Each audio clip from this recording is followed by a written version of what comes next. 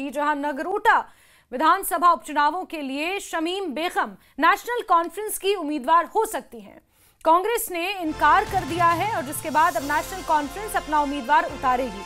पहले national conference की तरफ से मुख्यमंत्री उमर अब्दुल्ला ने प्रेस कॉन्फ्रेंस में इस बात को स्पष्ट किया था कि नगरोटा सीट से अगर कांग्रेस अपना उम्मीदवार उतारती है तो एनसी उसे सपोर्ट करेगी, लेकिन राज्यसभा चुनावों में असुरक्षित सीट ऑफर करने के बाद जो नाराजगी एनसी और कांग्रेस में बढ़ी है, उसका नतीजा ये हुआ कि नगरोटा विधानसभा उपचुनावों के लिए कांग्रेस ने अपना उम्मीदवार नहीं उतारने का निर्णय लिया है और ऐसे में नेशनल कॉन्फ्रेंस अपना उम्मीदवार उतार सकती है, जिसके लिए नगरोटा से शमीम बेगम उम्मीदवार हो सकती हैं।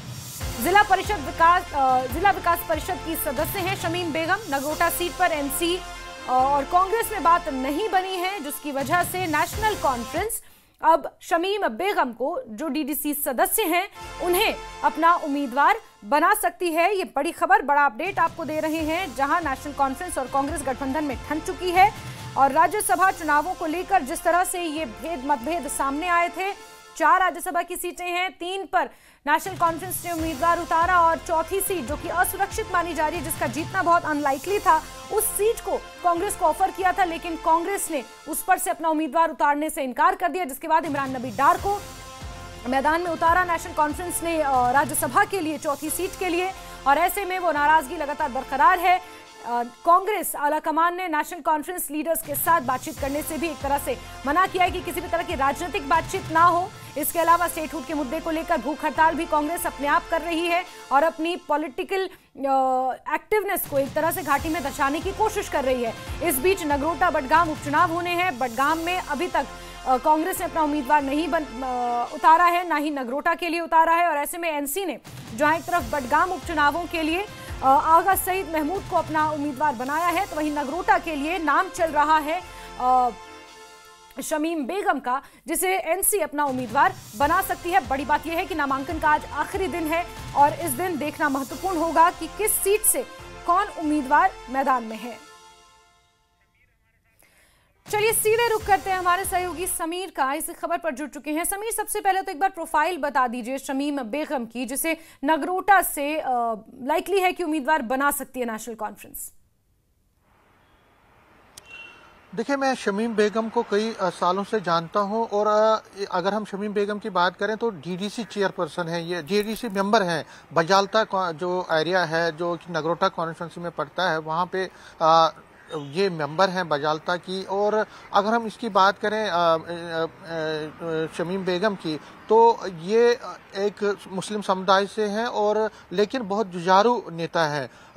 कोई तकरीबन मुझे याद है जब असेंबली इलेक्शन थे उससे पहले उन्होंने वहाँ पे एक रैली भी की थी और उसमें उमर अब्दुल्ला, चीफ मिनिस्टर उमर अब्दुल्ला, तब तो उमर अब्दुल्ला प्रेसिडेंट थे Jammu Kashmir, national vice president थे नेशनल कॉन्फ्रेंस के, तब असेंबली इलेक्शन नहीं हुए थे, लेकिन एक सक्सेसफुल रैली उन्होंने की थी। और मुझे याद है उस दिन उमर अब्दुल्ला ने ये कहा था उस रैली में कि उनको बहुत ज़्यादा गर्व है, एक प्राउड फील हो रहा है कि इतनी भारी संख्या में लोग इस रैली में पहुंचे हैं। तो शमीम बेगम ने काम भी बहुत किया है वहाँ पे, वो घर घर पहुंची है वहाँ पे, अपने एज ए डीडीसी मेंबर भी है इस वक्त और अपना काम वो कर रही हैं। एक अच्छा प्रभाव है उनका उस एरिया में। लेकिन असेंबली इलेक्शंस में जब मैंने कुछ दिन पहले उनसे बात की थी तो उन्होंने ये भी कहा था कि उनको पार्टी की तरफ से कहा जा रहा है कि वो चुनाव लड़ें, लेकिन क्योंकि कांग्रेस के साथ बातचीत हो रही है तो अब ये पता नहीं है कि क्या होने वाला। अगर कांग्रेस चुनाव लड़ती है तो हमें उनका समर्थन देना पड़ेगा, लेकिन अगर चुनाव नहीं लड़ती है कांग्रेस तो हो सकता है वो भी एक प्रत्याशी है, एक दावेदार है इसमें। हालांकि वो खुद अभी ऐसा कहा जा रहा है, उनके जो करीबी हैं वो कहते हैं कि अभी वो पूरी तरह से तैयार नहीं थी, वो चाहती थी कि कुछ और वक्त उनको मिले पूरे नगरोटा, क्योंकि नगरोटा कॉन्स्टिट्यूंसी बहुत बड़ी कॉन्स्टिट्यूंसी है, तो अगले चुनाव के लिए वो तैयारी कर सकती थी, करना चाहती थी। लेकिन अगर उन्होंने ये भी कहा था कि अगर हाईकमान मुझे कहेगा तो मैं किसी के लिए भी किसी भी चीज़ के लिए तैयार हूँ। तो आज मेरी अभी उनसे बात कुछ टाइम पहले हुई है फ़ोन पे, तो वो कह रही थी कि हो सकता है कि उनको चुनाव लड़ाया जाए, ऐसा उनका कहना था, लेकिन हाईकमान आखिरी जो है आखिरी मोहर लगाएगा। फिर मैंने कई और नेताओं से बात की जो पार्टी के कई बड़े नेता हैं, तो उन्होंने कहा कि शमीम बेगम का नाम सबसे पहले है और उनका नाम सबसे ज्यादा लिया जा रहा है। तो फिर एक बार मैंने शमीम बेगम से अभी बात की तो उन्होंने कहा। तो शमीम बेगम की अगर हम बात करें तो एक अच्छी लीडर है, बिल्कुल काम समीर, भी किया है, लेकिन क्योंकि ऐसे में देवयानी जो हम राणा, पहले से करें अगर ये नाम अनाउंस हो जाता है तो ऐसे में देवयानी राणा वर्सेस शमीम बेगम, ये सीधा सीधा मुकाबला होगा। कितना दिलचस्प मुकाबला रहेगा, क्या चैलेंजेस एक दूसरे की जो पॉलिटिकल प्रोफाइल है उसके हिसाब से एक दूसरे के सामने किस तरह के चैलेंज देखने को मिल सकते हैं? देखिए, अगर हम एक्सपीरियंस की बात करें तो शमीम बेगम देवयानी पे ज़्यादा भारी पड़ती हैं। डीडीसी मेंबर हैं और पार्टी की नेता हैं, कई टाइम से काम कर रहे हैं, कई सालों से काम कर रही हैं पार्टी में। लेकिन क्योंकि देवयानी राणा को एक एडवांटेज ये है कि एक सिंपैथी फैक्टर तो है उनका, और उनके जो पापा हैं उन्होंने बहुत काम किया नगरोटा में। 2014 से लेकर 2024 तक लगातार वो नगरोटा में ही एक तरह से डेरा जमाए हुए थे, हर टाइम वो नगरोटा में ही रहते थे। तो कहीं ना कहीं उसका एडवांटेज है। लेकिन बीजेपी के लिए मुश्किलें हैं कि कई और नेता भी दावेदार थे, जिसमें नंदकिशोर शर्मा जो कि BJP sitting MP Jugal Kishore के भाई हैं, वो नाराज बैठे हुए थे। हालांकि उनको मनाने की बहुत कोशिश की गई, सत शर्मा भी उनके पास गए, रविंदर शर्मा जो कि पार्टी के बड़े नेता हैं वो भी उनसे मिले। लेकिन नंदकिशोर शर्मा के जो साथी हैं, उनके करीबी हैं, वो पूरी तरह से मुतमईन नहीं है, वो सेटिस्फाइड नहीं है। क्या वो वोट डालेंगे पार्टी के हक में, ये भी देखने वाली बात होगी।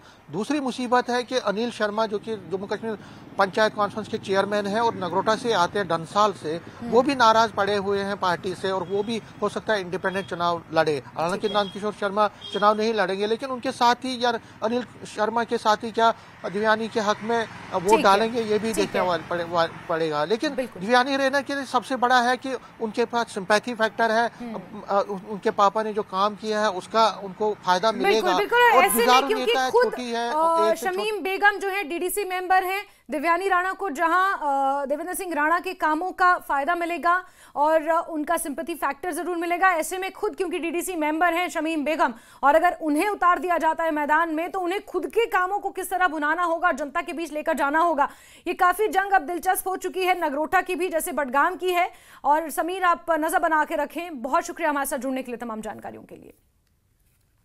तो उपचुनावों को लेकर नामांकन का आखिरी दिन आज है। आज सभी उम्मीदवारों को अपना नामांकन दाखिल करना है। नेशनल कॉन्फ्रेंस उम्मीदवार आज अपना नामांकन दाखिल करेंगे। बडगाम से आगा सईद महमूद उम्मीदवार हैं और नेशनल कॉन्फ्रेंस नगरोटा से किसे मैदान में उतारेगी, शमीम बेगम का नाम सबसे आगे चल रहा है। ऐसे में नामांकन का आज आखिरी दिन है। आज तस्वीर पूरी तरह साफ हो जाएगी कि किस पार्टी से कौन चेहरा, कौन उम्मीदवार होगा नगरोटा और बडगाम उपचुनावों के लिए, जहां नगरोटा की जंग बेहद दिलचस्प है क्योंकि नेशनल कॉन्फ्रेंस और कांग्रेस की जो दरार, जो मतभेद है, वो खुलकर अब सतह पर सामने आ चुके हैं। वहीं बडगाम को लेकर भी नेशनल कॉन्फ्रेंस और आगा रहुल्ला के बीच के जो मतभेद हैं वो भी सामने आ चुके हैं, क्योंकि आगा रहुल्ला क्या चुनावी प्रचार में उतरेंगे या नहीं, ये अभी तक क्लियर नहीं हो पाया है।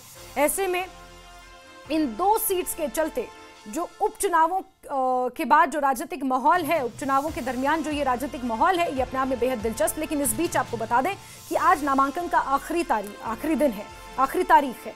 24 अक्टूबर तक नाम वापस लिए जा सकेंगे। उसके बाद 11 नवंबर को वोटिंग होगी और 14 नवंबर को इसके नतीजे आएंगे। और अब चलिए आपको बताते हैं कि नेशनल कॉन्फ्रेंस से लंबे मंथन के बाद टिकट मिलने पर आगा सईद महमूद ने क्या कुछ कहा। अगर साहब, फाइनली पार्टी ने आप पर एतमाद जताया है, पहला रिएक्शन जानना चाहेंगे। बहुत बहुत शुक्रिया पार्टी क़यादत का कि उन्होंने मुझ पर एतमाद किया इस बडगाम के लिए। मैं बहुत मशकूर हूँ पार्टी का। कोशिश करेंगे हम पार्टी के एतमाद पे उतरने की। अब बिल्कुल, क्योंकि नॉमिनेशन फाइल करने की कल आखिरी तारीख है, इतना टाइम क्यों लगा, क्या समझते हो, क्यों पार्टी को इतना सोचना पड़ा? देखिए, पार्टी को ये तो आपको पता है इस वक्त हालात क्या है कश्मीर में, क्योंकि 1 साल के बाद इलेक्शन हो रहा है, ये ज़िमनी इंतखाब हो रहा है बडगाम में। इसमें तो बहुत कुछ सोचना पड़ा पार्टी को, कैसे हम इस सीट को वापस हासिल करेंगे, क्योंकि सीट को तो हम ही ने छोड़ दिया है, हमारे चीफ मिनिस्टर ने सीट को छोड़ दिया। इसलिए ये हम अफोर्ड नहीं कर सकते कि अगर हम इस सीट को मिस करेंगे। इसलिए बहुत ऐसी चीज़ों पे सोच विचार करके उनने मेरे मुद्दे फैसला ले लिया, मुझ पर एतमाद किया। अच्छा, आपको क्या लग रहा था? आपने कहा कि पार्टी सोच विचार कर रहे थे, क्या आपको कोई चीज लग रही थी कहीं पर फंस चुकी थी पार्टी, या जिस तरह से एमपी का बयान आया था रिजर्वेशन को लेकर, वो पार्टी के साथ नहीं है, क्या वो मुद्दा हो सकता था? वो नहीं, देखिए ये मुद्दा नहीं, वो तो पार्टी का एमपी है, उसको हक है बात करने का, बात कर सकता है विद इन द पार्टी, कोई प्रॉब्लम नहीं है। Ultimately man of the party. Party का आदमी है। ये सब चीजें मतलब अंडर डिस्कशन आने के बाद ही ये फैसला हो गया कि आगा